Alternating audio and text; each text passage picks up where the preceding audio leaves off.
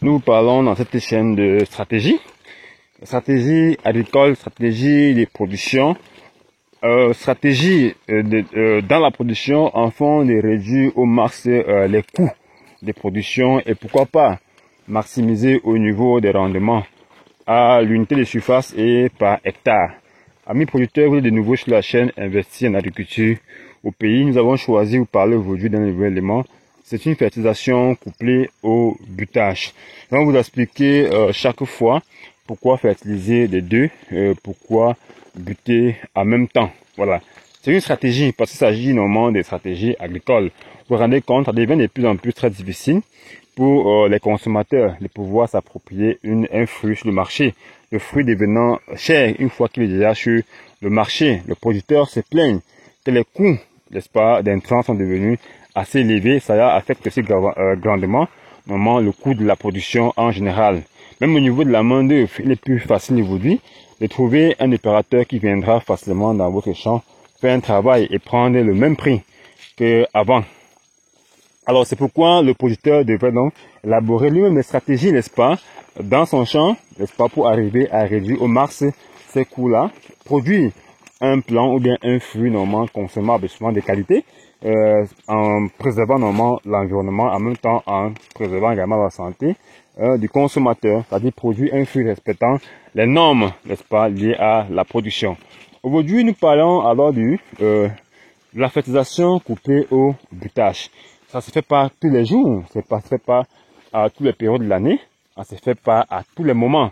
C'est une technique de production que nous choisissons ici par période.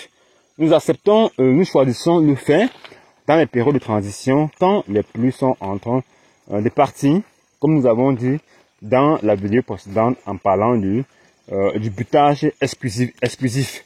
Alors ici, nous le couplons avec la fertilisation. C'est surtout dans les périodes où les pluies sont en train de partir. Parce que nous avons remarqué que quand les pluies sont déjà parties, la sécheresse s'installe. Ici, nous sommes dans la zone du centre. Les périodes sont parfois très rudes. Les plantes en souffrent grandement. Puisque les racines dans le sol, elle a chaud.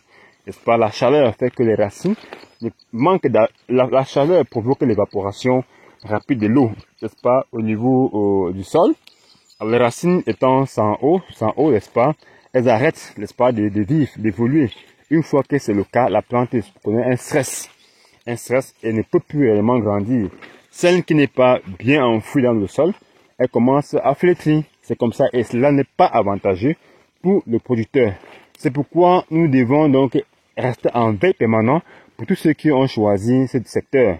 La production, être en veille permanente, comprendre normalement l'agriculture, comprendre les contraintes, n'est-ce pas, qui sont liées à la production, comprendre toutes les étapes, n'est-ce pas, d'évolution ou même de croissance de la plante, afin de pouvoir anticiper sur les éléments, n'est-ce pas, pouvant donc créer un tort énorme dans notre calendrier de production. Vous allez vous rendre compte dans cette parcelle, ce matin, que nous sommes assez bien organisés. Nous sommes organisés. À la veille, nous sommes déjà convenus du programme de séjour qui était la fertilisation et le butage.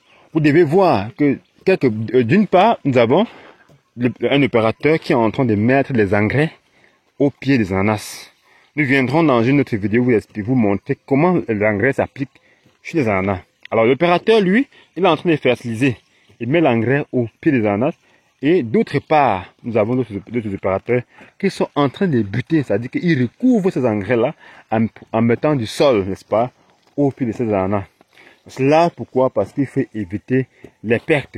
Alors nous expliquons donc clairement pourquoi nous avons choisi cette stratégie. Oui, nous avons déjà commencé par vous dire que les pluies deviennent de plus en plus rares. En ce moment, nous sommes dans la zone du centre ici et le régime pluvial est tel que on a 2 saisons sèches, n'est-ce pas, au courant de l'année. Nous sommes en train d'entrer comme ça dans la seconde saison sèche de l'année qui commence bientôt en mi-juillet, n'est-ce pas, et ira jusqu'au mois d'août.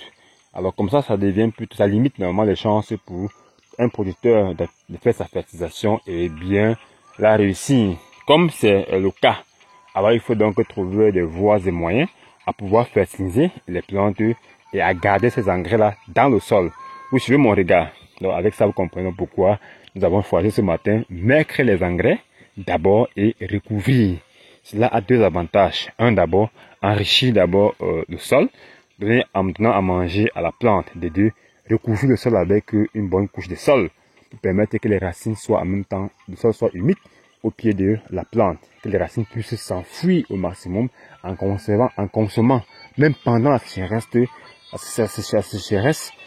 les aliments, bien les engrais que nous avons mis dans le sol.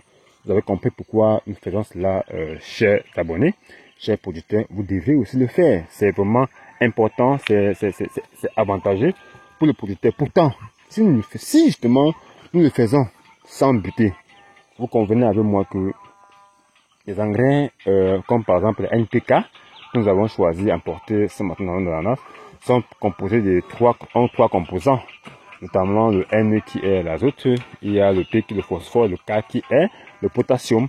Et parmi ces éléments, donc, il y a donc deux éléments qui ne sont pas facilement solubles, notamment le phosphore et le potassium qui ne sont pas facilement solubles. Vous avez l'azote qui a une solubilité très rapide. Il va se dissoudre rapidement au contact du sol, mais de l'eau. Une fois que le sol est un peu humide, l'azote se met à dissoudre très rapidement. Ce n'est pas le cas pour le potassium et pour le phosphore. Et si nous choisissons fertiliser comme ça, quand les pluies deviennent très irrégulières, il est possible donc que nous perdons cette action-là. L'engrais est cher. Les engrais sont tellement chers. Nous achetons un sac de NPK aujourd'hui autour de 30 000 francs. Ça s'achetait auparavant pour les 16 000. Ça allait quasiment aussi un peu au double. Vous comprenez que c'est un peu facile pour un producteur d'arriver à fertiliser normalement son champ normalement. Il faut donc être un bon technocrate. Arriver à comprendre à quel moment fertiliser et comment faire pour arriver à faire en sorte que les plantes puissent bien utiliser les fertilisants qui sont importés. Alors c'est pourquoi si nous choisissons juste poser les engrais sans les fertiliser, sans mettre, sans mettre de la terre pour les recouvrir, alors ces engrais-là vont se perdre. Il faudrait absolument qu'il y ait une pluie qui viendra les dissoudre. Pas une seule pluie, mais il en faut plusieurs, puisque la solubilité du potassium est lente, n'est-ce pas? Il en faudra 3, 4 à 5 jours pour que les plantes puissent bien consommer ce potassium qui est emporté. Donc, chers abonnés, chers producteurs, ne pas fertiliser juste pour le plaisir de fertiliser. Il faut développer des stratégies pour arriver à faire bien utiliser le fertilisant que vous avez mis au sol. Sinon, s'il n'y a pas de pluie, il restera longtemps au pied de la plante. Il ne sera pas utilisé. Vos plantes, par conséquent, ne vont pas grandir. Vous aurez un cycle très long et à la fin, vous n'aurez pas de rendement que vous recherchez. La production exige beaucoup de connaissances, un savoir-faire, n'est-ce pas? Il faut arriver à comprendre comment les contraintes qui sont dans la production avant de mieux réussir de façon économique, n'est-ce pas, votre projet agricole. Merci, c'était Hugues. Nous vous prions, si vous avez aimé ce nouveau élément, de liker, de commenter, surtout de vous abonner pour ne manquer nos prochaines vidéos. Ciao.